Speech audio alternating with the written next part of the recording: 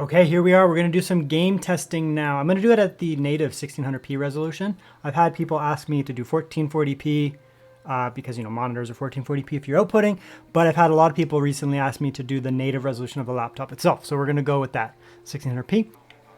Okay, so 1600p medium. It's actually doing better than I thought. Remember, 1600p is slightly above 1440p. So if you are doing some comparison in your head, to a 1440p variant, that is actually less pixels. So this is a slightly more demanding aspect ratio. Actually, it's running better than I thought, realistically. We're getting 42 on average on medium, 1600p just native, which is actually pretty good.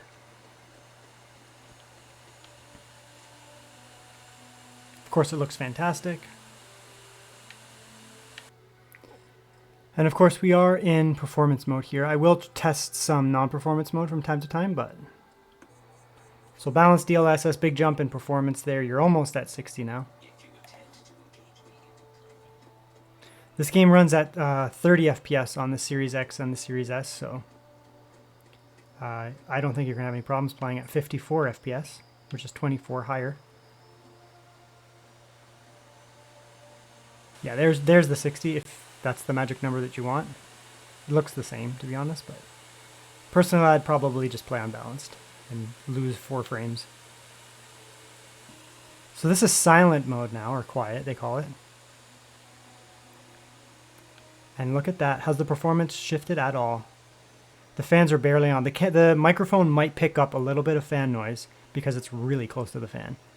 But to me, the audio of this is on quiet. And I can barely, now I can't hear the fans at all.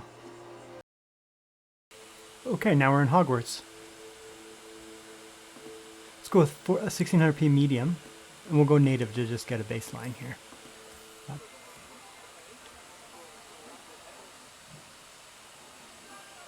Yeah, you can see the lows drop down. The 4060 and the 4070 lack the memory bandwidth and the memory bus to really excel in Hogwarts. Hogwarts is the fraud detector, where it doesn't really care how much you upscale. It doesn't care how cool your GPU is in terms of raw FPS. What it cares about is how actually powerful your GPU is, especially memory bus and memory bandwidth. And that's something where NVIDIA falls way behind AMD. And so you'll notice that Hogwarts will pretty much eat up mid-range to low-range NVIDIA, whereas AMD will be fine. So Hogwarts is just going to be a game that doesn't run well on NVIDIA GPUs. You really have to get up the stack quite a bit with NVIDIA. So now performance DLSS. Yeah, the lows are still bad. That's just memory bus. There's nothing you can do. You can throw in all the shenanigans you want. All the upscaling you want. It's just NVIDIA. Hogwarts detects that NVIDIA GPUs typically lack memory bus and memory bandwidth. Okay, here we are in The Last of Us. Let's see what we can get here for performance.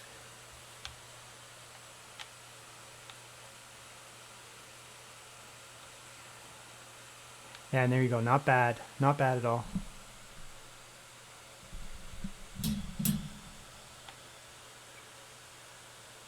Just shy of 60, 1600p native, medium.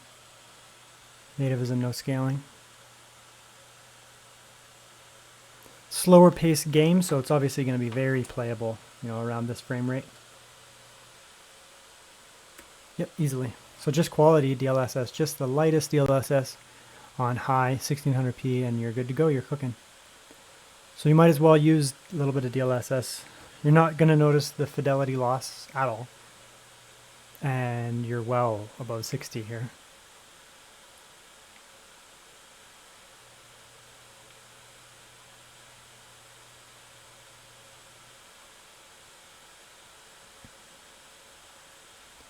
Okay, well, it's running just fine. We'll do one more. We'll just turn it up, turn up the DLSS just a little bit more.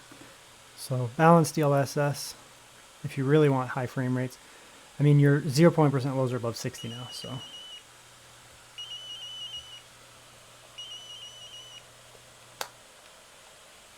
Zero 0.1% lows. Might dip down here and there, but you're still going to get really good performance here. So I would just do quality because it's, it's basically 60. But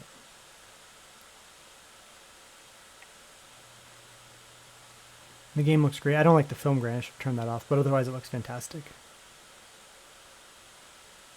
Yes, there you go. Last of Us runs just quite well, actually. Okay, now we're in The Witcher 3 Enhanced, and we're at FXAA on, Ultra 1600p native. I think it's going to run just fine. Yeah, not bad. Just about 50. A little bit of pop in there, that's just because I changed the settings. Let's just reset. So you're going to get about 45 FPS, I guess, on Ultra native 1600p, which is a really good baseline. The lows are good. Okay, so let's see what we can get here. Just quality DLSS, huge jump in performance. This is one of those games where a little bit of scaling does go a very long way. And again, you can't tell that DLSS quality is on. The fidelity is, well, it's identical, realistically. Witcher does sometimes suffer from shimmer at the higher resolution scaling, but here you can see there's none up in those trees. So it looks good. All right, here we are in Baldur's Gate now. So 1600p high, and this is an indoor area. So we're going to get really high frame rates in here. Any of the indoor areas, I mean most of the game, indoor areas, more secluded areas, you're going to get these type of frame rates. But the most challenging area is the city of Baldur's Gate. So we'll go to Baldur's Gate and we'll check this. 1600p on high, 1600p native is actually doing very well, really well actually. This is not an easy game to run. You may think that it is, but it is in fact not. So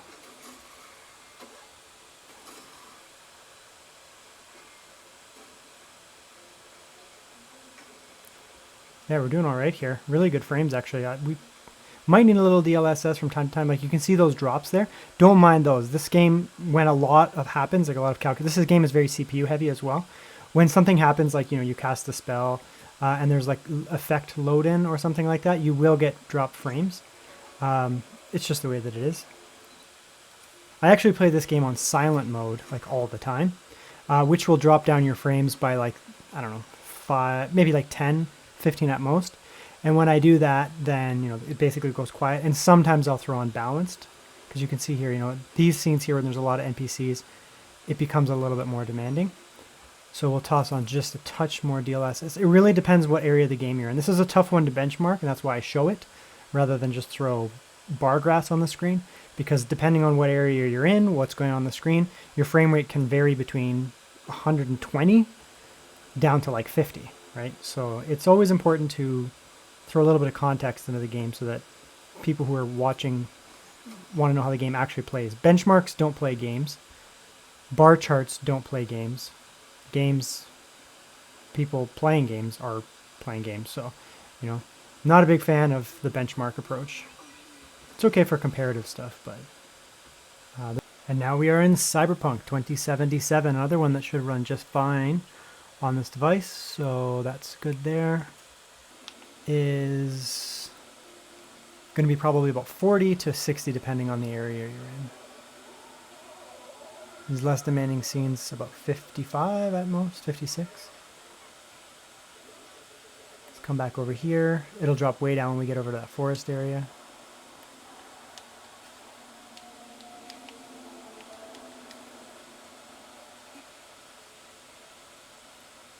Yeah, down to about 40 or so. Still very good, regardless. I mean, I think balanced will get us close to 60. Yeah, 55 in this super demanding scene here with all these plants and stuff. That weird sparkly thing you're seeing there is my game capture. That is not present on the actual system. Those, like the tearing and that generally is just my game capture, so just ignore that. Yep, so balanced on Ultra is going to get you your 60 in these areas, 55 in the, you know, less demanding areas, 55 in the more demanding areas.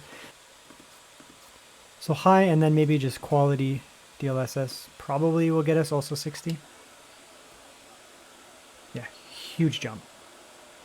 So, I mean, yeah, you can play on ultra and just throw it on balanced, or this is the way I play. Just play it on high with just quality DLSS. So because you're very close to native, you're not really going to tell that the DLSS is on, and your performance goes way up.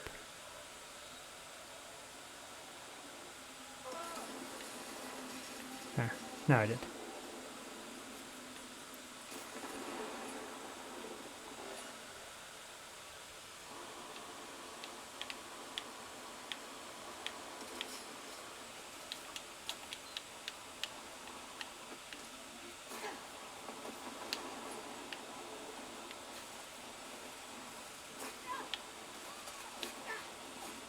Yep, so there you go. Very, very playable.